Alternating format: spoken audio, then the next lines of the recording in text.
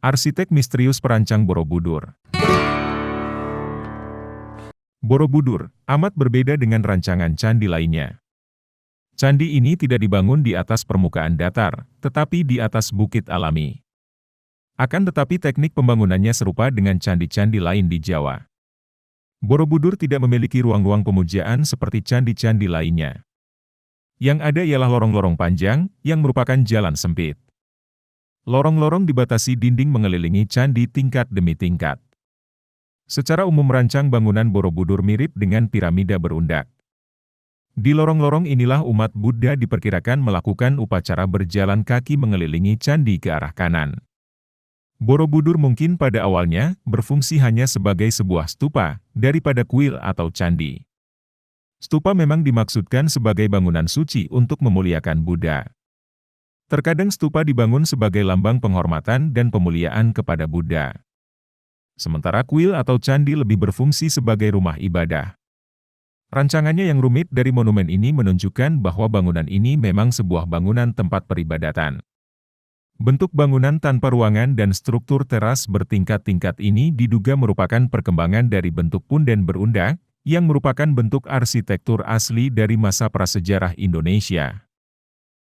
Menurut legenda setempat, arsitek misterius perancang Borobudur bernama Gunadarma.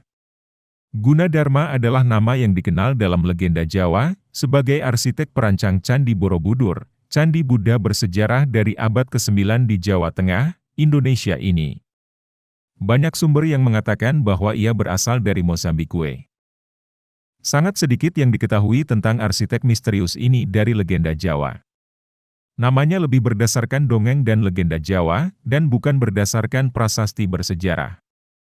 Legenda Gunadarma, terkait dengan cerita rakyat mengenai perbukitan menoreh, yang bentuknya menyerupai tubuh orang berbaring. Dongeng lokal ini menceritakan bahwa tubuh Gunadarma yang berbaring berubah menjadi jajaran perbukitan menoreh.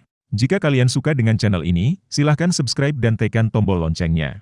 Lanjut ya guys. Arsitek misterius Borobudur ini menggunakan satuan ukur tala, yaitu panjang wajah manusia, antara ujung garis rambut di dahi hingga ujung dagu, atau jarak jengkal antara ujung ibu jari, dengan ujung jari kelingking ketika telapak tangan dikembangkan sepenuhnya. Tentu saja satuan ini bersifat relatif dan sedikit berbeda antar individu, akan tetapi satuan ini tetap pada monumen ini. Penelitian pada 1977 mengungkapkan rasio perbandingan 4:9 yang ditemukan di monumen ini. Arsitek menggunakan formula ini untuk menentukan dimensi yang tepat dari suatu fraktal geometri, perulangan swaserupa dalam rancangan Borobudur. Rasio matematis ini juga ditemukan dalam rancang bangun Candi Mendut dan Pawon di dekatnya. Arkeolog yakin bahwa rasio 4:9 dan satuan tala memiliki fungsi dan makna penanggalan, astronomi, dan kosmologi. Hal yang sama juga berlaku di Candi Angkor Wat di Kamboja. Sekitar 55.000 meter kubik batu andesit diangkut dari tambang batu dan dari tempat penatahan untuk membangun monumen ini.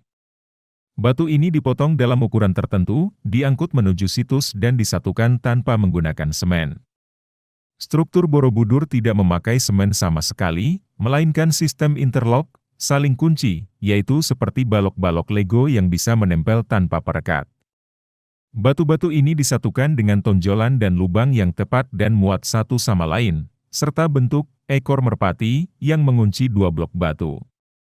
Relief dibuat di lokasi setelah struktur bangunan dan dinding rampung.